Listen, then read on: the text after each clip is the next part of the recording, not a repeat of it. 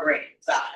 So now we're gonna take you to NRCS, where FSA you have gotten, stopped there and gotten the farm number. And now you can use that farm number and get service from NRCS. And now we let Ms. Trenza explain to you about the programs they have to offer. NRCS has to offer. All right, well, pleasant morning or afternoon. It's afternoon, so pleasant afternoon. Again, my name is Trisel Benjamin, and I am the district conservationist here in Phillips County. You We don't service all the, oh, no, Can you hear out there? yeah. Okay. You can So we service all of Phillips County. We have some of our co-workers here who also work in the NRCS office, and we're located in the same building as FS. It stands for Natural Resource Conservation Service. And what we do is address the resource concerns that you have on your ground.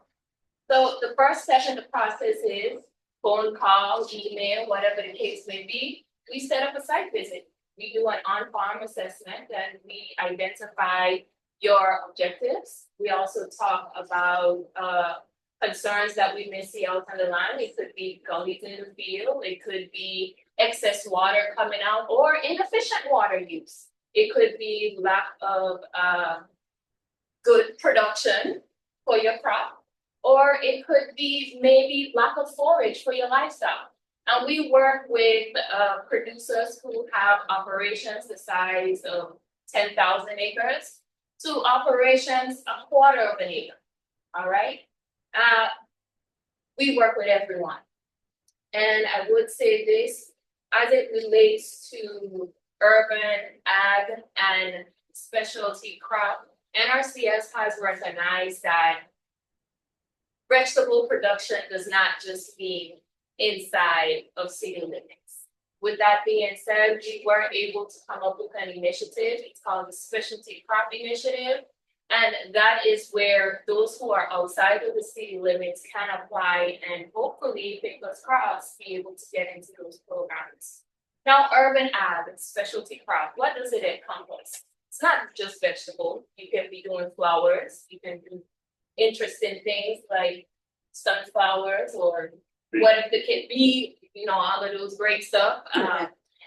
And typically some of the practices that row crop producers do, some vegetable producers can do.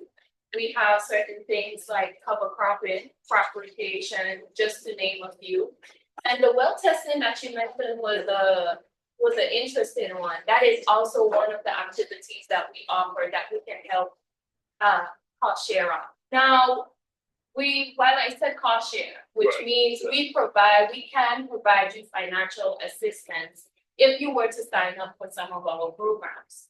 And what that means is, as you complete the activity, we'll go ahead and pay you. Now, at the moment, if you are historically underserved producers, if you mark up on our application, and we do have some applications in the back, we could go through with that if anyone is interested. Well, if you do mark that you are historically underserved, you do have the option for an advance payment.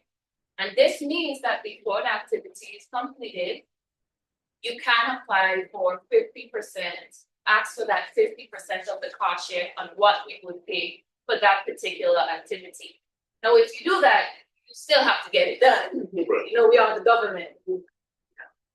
But this is to help offset some of the hardships that you may be facing in trying to get some of these things completed. Now, after the assessment is done, we go back to the drawing board, come up with a conservation plan, and then we run it through our system. And based off of your ranking score, which is what we call it, out of how many other applicants that are out there, because in some instances you are going against the whole state. So based off of that, you will get a pre-approval letter from us in the mail, and you will also more than likely, for surely, get a call from us saying that your application is pre-approved. Now, if your application has not been pre-approved that year, that's okay. there's other times and other funding periods that we can go ahead and you will have the opportunity to get a contract with us. All right, I think I hit it. Yeah. Now that's the EQIP that I talked about. Now, well, that's the basis of our cost share program, and that's through EQIP, which is Environmental Quality Incentives Program. On the other hand, we have another program called CSP. Okay, CSP is the Conservation Stewardship Program, and this is for those individuals who are already doing the conservation practices on their ground, and they think that they're ready for the step up. Now, this program is a little different in that there is no advance payment. This program has to last for 5 years. And every year of the program, specifically for those who have the vegetables, but every year, you will have received at least, at the minimum, $4,000. So at the end of the program, you would have received $20,000 from NRCS, not including some of the activities that we have identified you are ready to do that step up on. Now, things within the CSP has changed, but that's some of the conversations we'll have with you when you come in here to our office and see whether or not that's right for you. And we did went ahead and print out some fact sheets in the back for both EQIP and CSP, so you could see like whether or not where do you fall and what is best for you. The next thing that we have is our easements, conservation easements. There is the wetland reserve easements, and there is also a partnership program called the Reforesting Partnership Program. That's the name of it. And with our wetland reserve easements, basically, we are asking you to take some of your ground that may have cropland history, for sure have cropland history on it, take it out of production because you recognize it's in an area that's always gets flooded, or you recognize that you may be surrounded by trees and it may be ideal for wildlife habitat. So if you are able to, and if similar to our EQIP, you run it through the system, you have a rack install, and if it is chosen, then you will be able to stay within this easement, and it lasts a couple of years. Some of them are perpetual. So with that being said, you will have received a payment, which is the appraisal value of your land, in addition to some incentives payments. Now, with the reforestation program, it is set up similarly to the wetland reserve easement program. And with this one, they're more so, instead of wet soils, they're more so looking at marginal cropland. So if you have moist land that, or you've been trying to get into the WRE and it just doesn't make the cut, you can also go ahead and sign up for that program. However, that sign up period ends May the 31st. And what else you want to talk about? Practices? No, you sign up in May 31st, so individuals couldn't come in still and sign up for like the next year, or you just not taking any signups after May 31st? Any signups for the reforestation program. Okay. That particular one. The WRE, we accept, just like EQIP, just like CSP, we accept applications all year round. And I would be remiss if I didn't mention our outreach team that came here. So excited to have them here. So please, they're little public speaking individuals. So y'all can come up and feel free. Okay. Great job. Well, it's always good. It's always good to have them here. I'm excited. This is just for clarity purpose, in particular for those who may possibly be online. She gave reference to the EQIP and then the CSP, and then CSP enhancement of practices. And I'm assuming that's after EQIP that you would come in with the CSP. If you talk about vegetable production, smaller scale, okay. But now, not necessarily.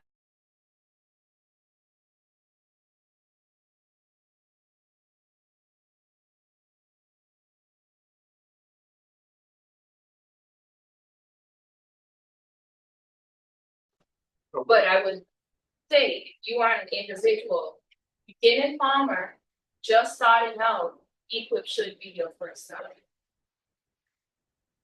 And this is for the benefit of both those online and others, to make the present here. You know, she gave reference to minimum $4,000 paid. Now, as I understand it, you're saying that if an individual has two lots, or one lot, the size of this room, he gets a farm number from FSA, he comes in and signs up for equip. Then, once that contract is finished out, and you may have certain practices in there that lend themselves to be comparable to, not comparable to, you wouldn't duplicate it, but comparable to CSP, conservation stewardship practices. But you provide the financial assistance on all of those practices. Now, when she said financial assistance, this is not like FSA. This is money that they provide as financial assistance. You don't have to pay this money back with equip. That's financial assistance. Mr. Williams, you have a comment? Okay, so it's actual financial assistance. So if an individual has a lot, they get a farm number, and they want to become a beginning farmer, and they sign up for equip, and you want to put a hoop house, and we say a hoop house looks like a big greenhouse, which extends your growing period for growing vegetables.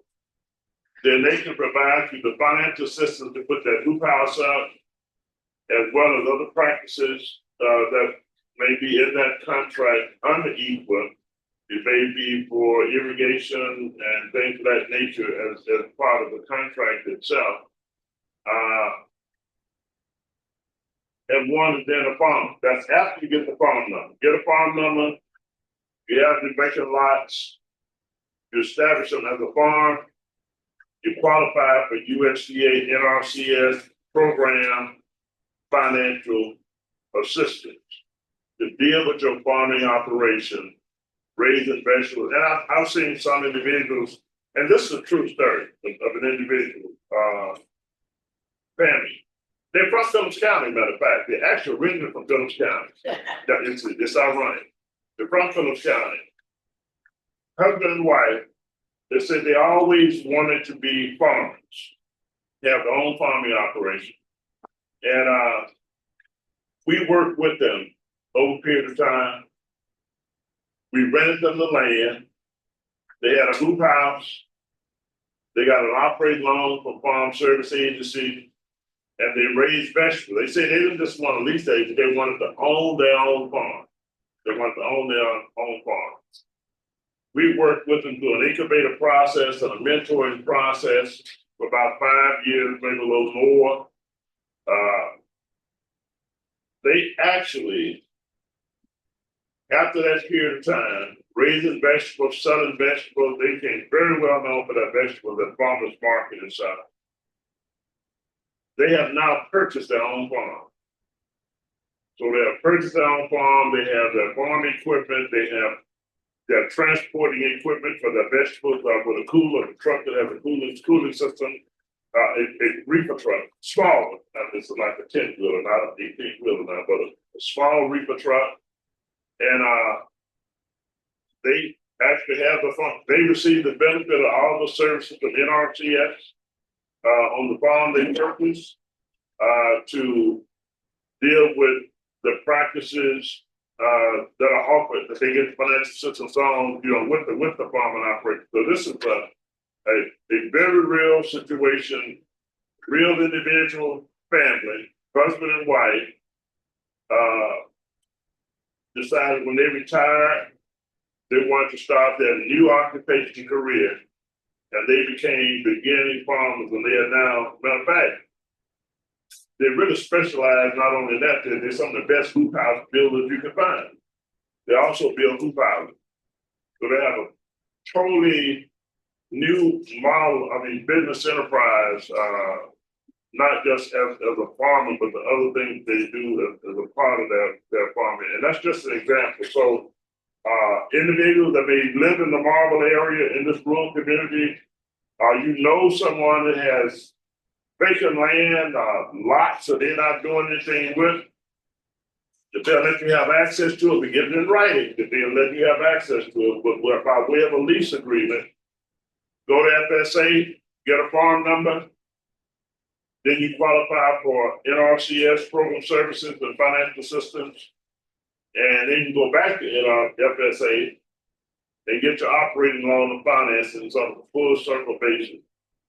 And again, minimum payment, once you get into the CSP program, the minimum payment a year, $4,500 is $4,000 a year. The minimum payment on that operation, once you get into the CSP program, and they explain to you what those practices are, maybe crop rotation, you may be planting on this side of the lot, you may be planting squash on this side and cucumber on this side, and you crop rotation. You put you put the cucumber on the other side and squash on the other side. Would that be crop rotation, Mr. Williams? Crop rotation qualifies. They go crop rotation, cover crops. I think mulching also qualifies now, mulching. But they have a list of practices that enhances the overall operation to make it more productive and more profitable for you. That's on the microloan program side. Are there any questions?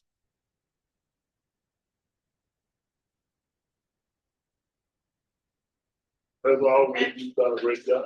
I would say if you are, I would say high tunnel, the hoop houses, hot houses, High time. as we've heard them being called, but Yeah. that has been one of the hot practices that people have identified that will be helpful to their operation and vegetable production. And we are still cost sharing on that. Now, the individual that may not just want to be a micro, they may be an established seasonal farmer. If they decide that they want to sign up for the equipment, for the hoop house out on their farm, they can do that, right? Yes, as long as it's in specialty crops. So anything other than row crop. Yeah, right. Well, yeah, that's the special crop. Yeah. Okay.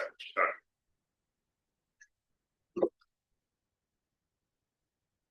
Okay, we want, is there any Good question. questions online? Development. Rural development Yeah. or rural development? Okay, what was the question? Whatever. Question for rural development? Yes, No, I'm just getting this rural development next. but I guess So, but you spoke on it. we can take the question before though. Yeah. I don't know if they said Not housing, to speak up, Mike, about that. Yeah, it's noise back here. said housing and geothermal community energy. Can you refer if property is within the city limits, edge of the city limits? I don't know what that is. No, let me make sure. I can't hear it, so. So people, y'all, matter what. Yeah. I'm an old man. After stop for a period of time, you have to get up. Let me get my glasses, I can read. See. You say You again, say the question is, Let's see what. housing and geothermal. Where is it, Mike? Oh, can you prefer if property is within the city limits? Or- Can you refer if property is within the city limits? I don't know what that is. Housing and geothermal Yeah. community energy. Housing and geothermal. geothermal? Mm-hmm. So this- And it says a geothermal community energy? Know what that, I'm are they on assuming- here? Yeah. No, they just said, they put. Now, Yeah. rural development is not going to speak, and I know I gave reference to the energy grant. They do have an energy grant, and if I'm not mistaken, that the energy grant is used for the most part with rural businesses, and I'm not sure if they're using the energy grant with housing, and if RD could either shake their head yes or no. No, No, you're not using it with residential housing. So anything on the grant program with RD, for the most part, That's with businesses and even with farming operations. You know, they have a energy grant program.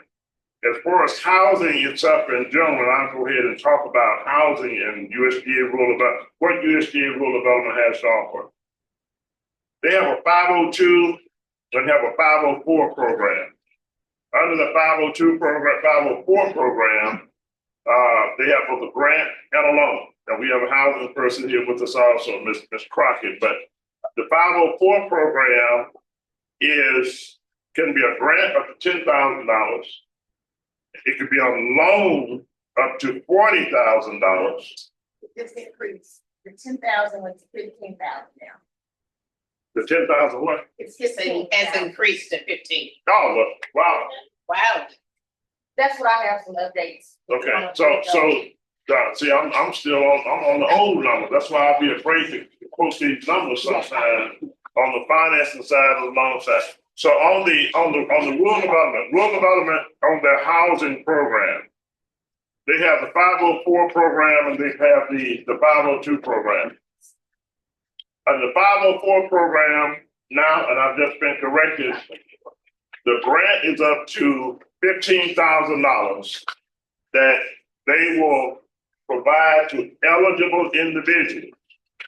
And when I say eligible individual, you have to meet the eligibility criteria based on income, and you have to meet the eligibility criteria based on age. And I think it's 62 years of age or older. I qualify 100% age-wise. Now, I don't know, well, I'll probably qualify 100% on both sides, okay? 502 interest rates has increased. No, I mean, 504 right now. no, you're 504. Yeah, on the 504. So on the 504 program, it's a $15,000 grant. That It's 15,000 now, not 15. Correct. Yes. it's $15,000 now, not 10,000. Yes, sir. Yes, sir. It's $15,000 on the grant program for the 504 program with USDA rule of $15,000. Okay. Now, meeting the eligibility criteria income-wise as well as meeting the age requirement. Now, the other side of that, with the 504 grant program, that is normally prioritized in dealing with health and safety situation. And I'm gonna give an example. You may have faulty wiring in your house, and you know you got a safety issue or could be a fire hazard, so you need to get some wiring work done. It may be where you have some plumbing issue that's creating mold in the house. So you have a health situation that's taking place, and it could be a situation where there's a need for a combination of all. As long as it does not exceed the $15,000 limit and relate to health and safety, those are the priority areas. It could be a tripping hazard situation. You know, sometimes individuals, particularly senior citizens, they have situations in their home and where they have home health services, and home health service providers report, well, there's a hazardous situation as household, so they become more reluctant to provide those services to those individuals who need the services because they haven't had the situation taking place. So it could be a tripping situation for flooring, as another example of safety. It could be a roofing situation that really a need that they have to get a roof or need a roof put on the house really bad because of the leaking and again creating mold and other health hazards type of situation that's taking place with that particular resident. So $15,000 health and safety priority points on the $15,000. Then you can get an additional $40,000. And that $40,000 is at a 1% interest rate over 20 years period of time. So that's amortized over a 20-year period of time. And you can deal with other issues. So between a combination of that 40, you're talking about $55,000 total possibility in dealing with a home situation both health and safety as well as other needs that exist with that particular house. And I call it a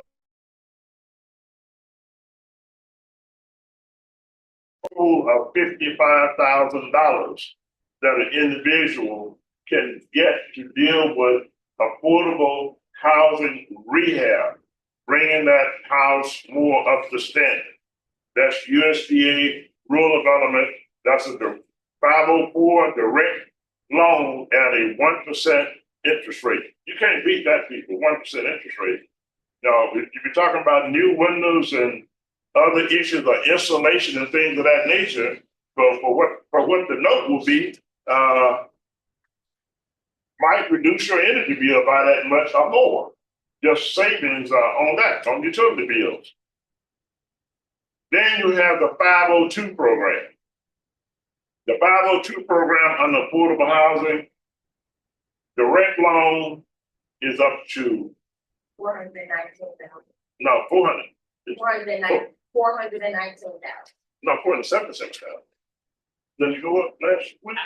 But I think it was two, no, it was 419, but I think. 419. Last I read. Okay. Yes. Okay, $419,000 under the 502 program. The 502 housing program.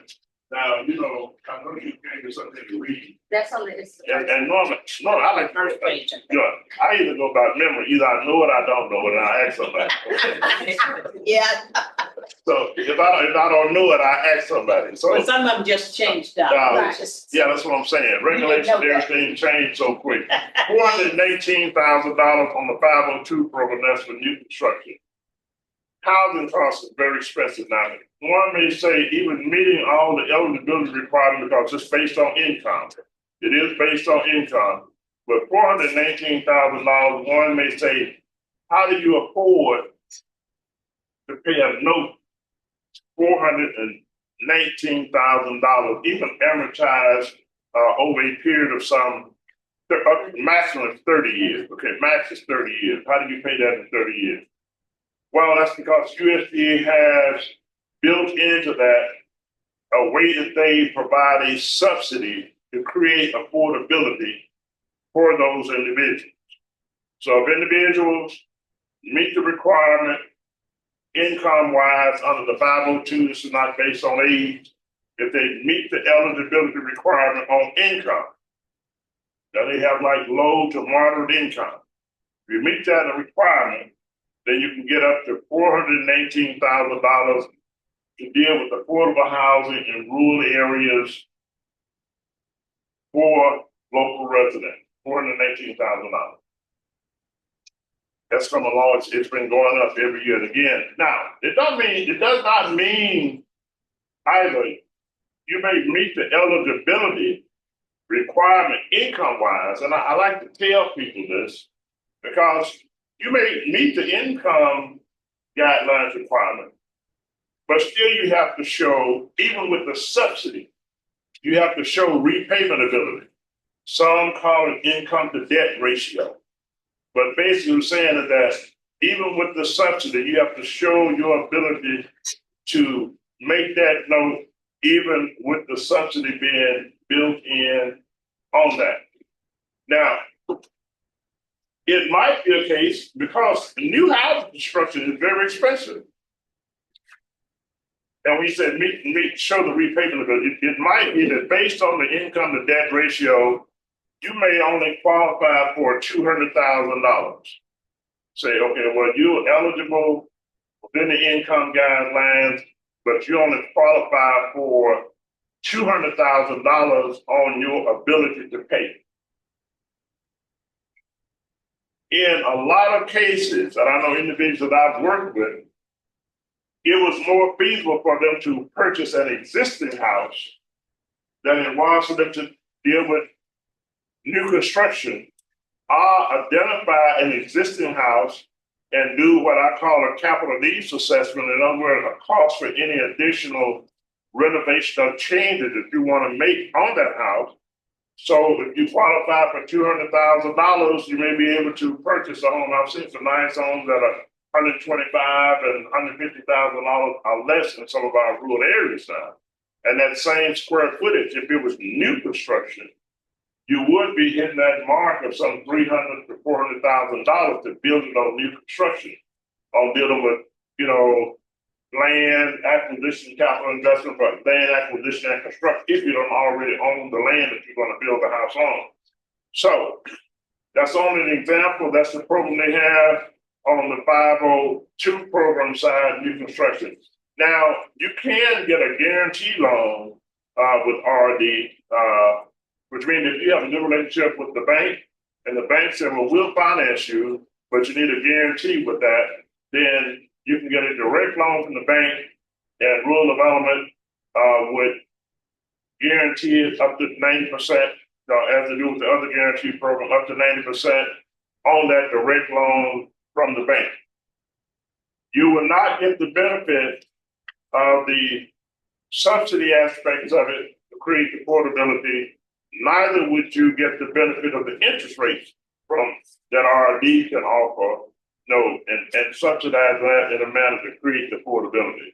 So benefits, if you're qualifying, meeting all the other eligibility requirements, I would recommend that you work directly with rural development from that perspective, get a determination, not just on the eligibility, but what you qualify for in financing, and deal with the direct loan as far as the affordability concern. I mentioned before that now they do have another program, and people ask us about this a lot. What else do they do in housing and making affordable housing opportunity, particularly some of the younger people, available in the rural areas? Now, and they're not speaking from an ownership perspective, but from a rental standpoint. We have participated with USDA in rural development to do what they call the 515 program. And that program operates unless there are major modifications or changes that comes out of the national law. So you compete, y'all can shake your head either yes or no, no, don't know, okay. But I'm gonna say I'm right then. If you don't know, I'm right. Okay. But it's what they call the 515 program, which is a multifamily housing program. But I know I'm right about the 515 because I've done the program. And in most cases, with the 515 program and creating affordable housing opportunities in rural areas, that's done by private sector, for-profit individual developers, not by nonprofit organizations. Now, I've done that in working with Arkansas Land and Community Development Corporation.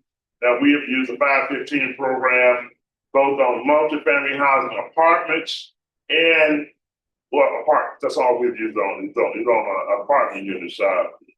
And that's from and those, when you say affordability, those programs in most cases, and this is for the benefits of those as resident and may want to talk to the mayor or other developers or someone in the area, because I've had some individuals who have called me from Phillips County, so they really have an interest in being a developer and creating affordable housing in Phillips County. That's the 515 program. The 515 program itself, in most cases, or all cases, or what my experience has been with the 515 program, what comes with that is a rental subsidy. So again, based on the income level, so the eligible rental rate might be at $700. I think more compared to two bedroom, 3 bedrooms, about $700 now, maybe higher under HUD standards. But just say, as an example, it's $700. The rental subsidy that's built in on that particular program means the individual may be a resident there, but that $700 may be subsidized with the rental subsidy that's built in. You as a developer individual, so that individual may only be paying $300 a month directly to you as a developer or as the owner of this development. And the rest of it with that built-in subsidy comes directly from rural development over to you as an individual developer that's dealing with creating affordable housing opportunities in that particular local area. I encourage it, myself. When I was young, I was doing more of it, both on the single family side, realm of affordable housing. We have been West Helena, we have them in St. Francis County, we have them in Cross County, Lee County, Monroe County, Woodruff County. So why am I talking about Bonham? But this is on their housing program side. That's why those are the development will be more syndication development versus the 515 program. The other thing that I mentioned was the community facility grant program that rural development has available. And normally that comes with municipalities, but not necessarily. Nonprofits can qualify for the community facility grant program as well. Now, it does not mean it's going to be 100% grant. It could be less than 100%. It may be 50%. And depending upon what the economic status is in that particular area, that census tract, and where the individual need exists for a community facility. It could be for a library. It could be, again, for a fire station. It could be for other type of community facilities that exist in that local community and meeting the eligibility requirement as a nonprofit or as a public body itself. Normally, those are the ones who are qualifying for the grant program under community facility. Their business enterprise, they have both the loan and the grant side, but they have the direct loan program. Most of these programs are operated from the state. As far as the application concerned, all of my experience with that has been from the state office versus from the local office. But the business enterprise loan program and the business enterprise grant program with USDA rural development is one that they offer as well. The grant program and the ones that I've seen that has been done, over my experiences have actually been with that. Again, let me give an example. If it's an existing business and you're applying for either the loan or the grant, you should be able to show the impact that it's going to have on the local community and creating new job opportunities. So it's about expanding the businesses, offering new job opportunities with the grant side of the program and other eligibility requirements when you start to talk about grants. Nonprofits can qualify for the grants. Municipalities can apply for the grants if it's about working with a business in the area, particularly an existing business, and it's going to create an expansion of an existing business and maybe with equipment and things of that nature.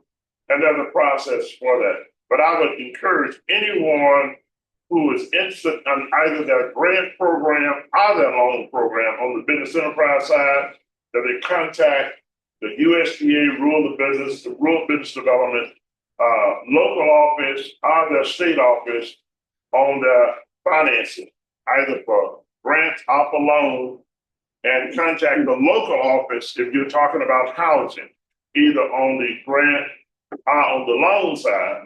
Better yet, if you really want to get some quick results, you should contact our office. And we'll work through the process with you on dealing with developing the application and the underwriting that is required to access the financing for the housing. But we do that. Ms. Crockett, who's here with us today, she worked with that process on dealing with the housing program. I know they had a question regarding the grant program on the energy, and I'm just going to say, if you would contact the local USDA office, contact the local USDA office regarding their energy grant program. They can provide you all the details. I know they have some information here at the meeting today, but it has proven itself to be a very beneficial program. I know in working with some of the farmers, I know who have utilized the energy program, but it has been very beneficial.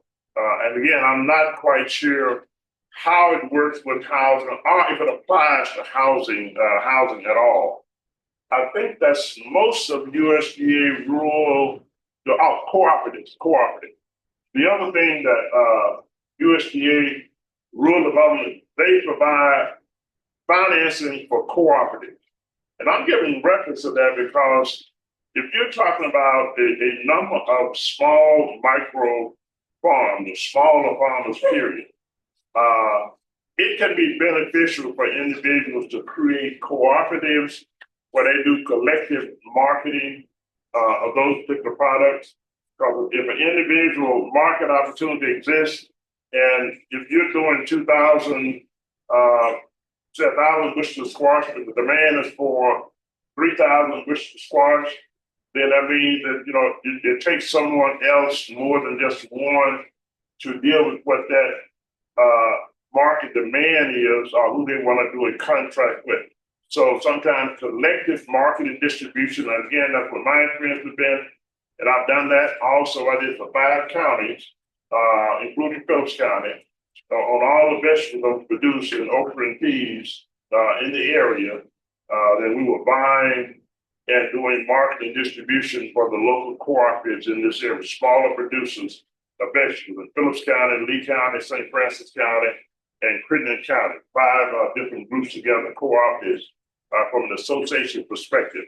So again, the cooperative, you have a cooperative grant program, and I think it may be more of a planning grant. I may be wrong on that. But again, contact USDA Rural Development on that, but they do have a cooperative program, I think both for both the planning as well as for the implementation, if you're talking about the need for financing, you know, from that perspective. Again, I think it offers extreme economic opportunities for areas such as the area we live in here in Eastern Arkansas, as well as other parts of the state here in Arkansas and the area as a whole. If I have missed anything, I hope anybody online or in person has written down everything I said, and then call USDA Rural Development and tell them everything I said and ask them what did I miss and what they can add to it. So then I know you get everything, you know, from that standpoint. Doc, it's only one thing you missed in the 502 program, and that was just released on the 26th of March. There's been a decrease in interest rates, so that's an even bigger thing. For rural development 502, from very low to low income, it went down to 5%. Single family housing none program, it went down to 5.5%. And then rural housing site non self-help went down to 5% as well. So that's a really big deal for the 502 program. Yeah, interest rate. Okay, so interest rate definitely has gone down. USDA Rural Development. No, that's the one I forgot to mention too. On rural development. Rural development has a self-help housing program too. I didn't mention the self-help program. I don't think we have one in this area, but the self-help program, it can be an organization.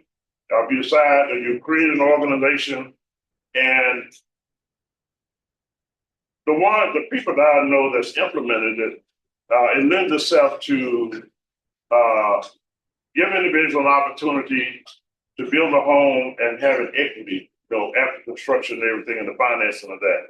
I mean, a group of individuals, you may take 5 individuals and you may do them by classes. You normally do them by class to group. So group 1, 2, 3, or 4, those who've been approved for the particular program and for the loan. That means that those individuals, with the leadership of a licensed contractor, build those homes together. So to me, you know, if I'm in a group of 5, I want my house to be built first. I'm just joking. Like anybody, you go through the process, but it's a planned program. It works very well. I know some parts of the state that's doing it, but it's a self-help program, and some individuals have done it in this. The Housing Preservation Grant. And individuals who participate with that nonprofit organization, they can offer then to those individuals a grant to do rehab on those homes. It's not a lot of money involved. I think the maximum might be, maybe is it $50,000 actually? Yeah. I think it's $50,000 on the grant. I was trying to find the deadline. And then normally it's July, you must advertise by July for the publication in the notice, publication notice in the paper that you plan to apply for the preservation grant.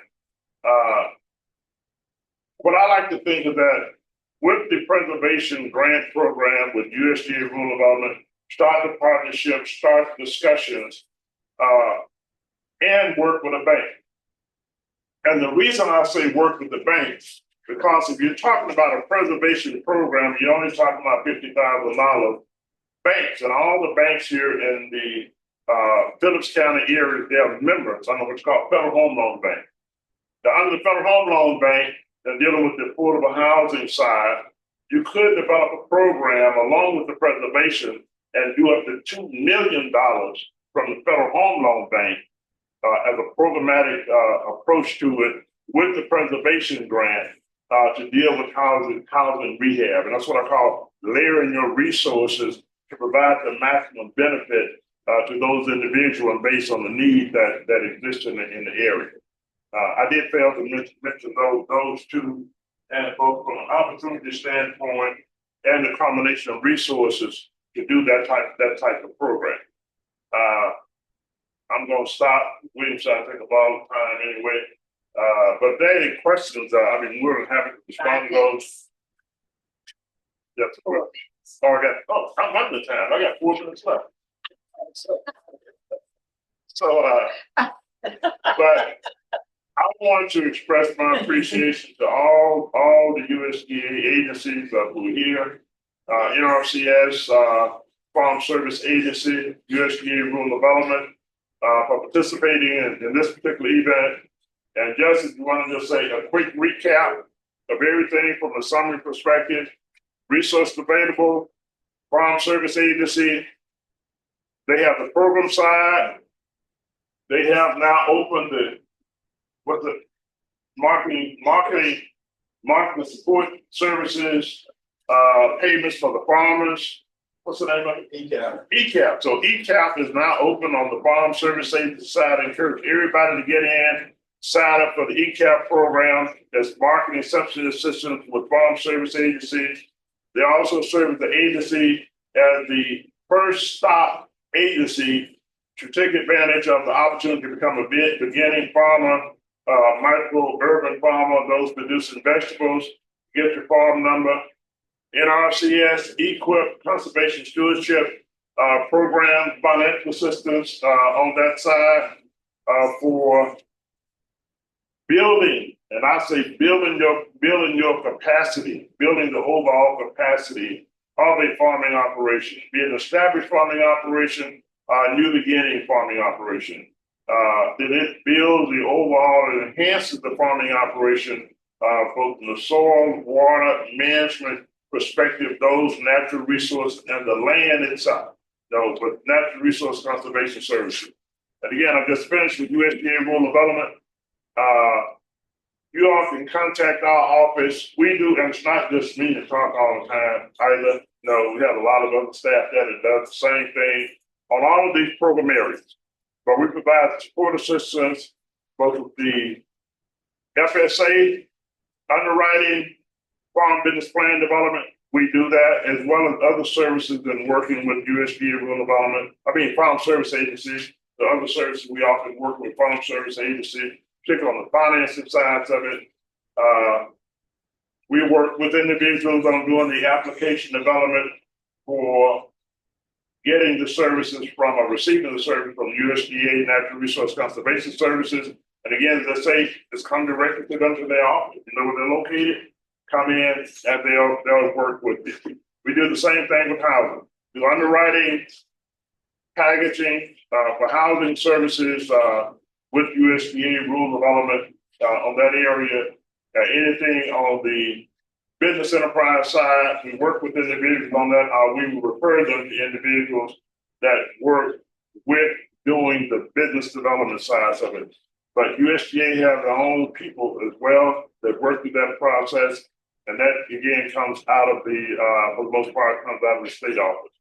That's all I have, and I really do appreciate everybody who's who's here today, and we'll be sending an announcement out. And Mrs. Williams is here.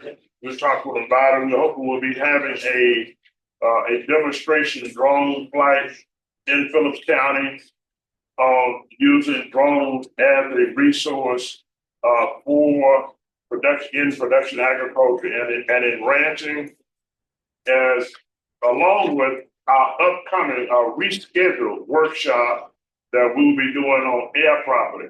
More details on air property, the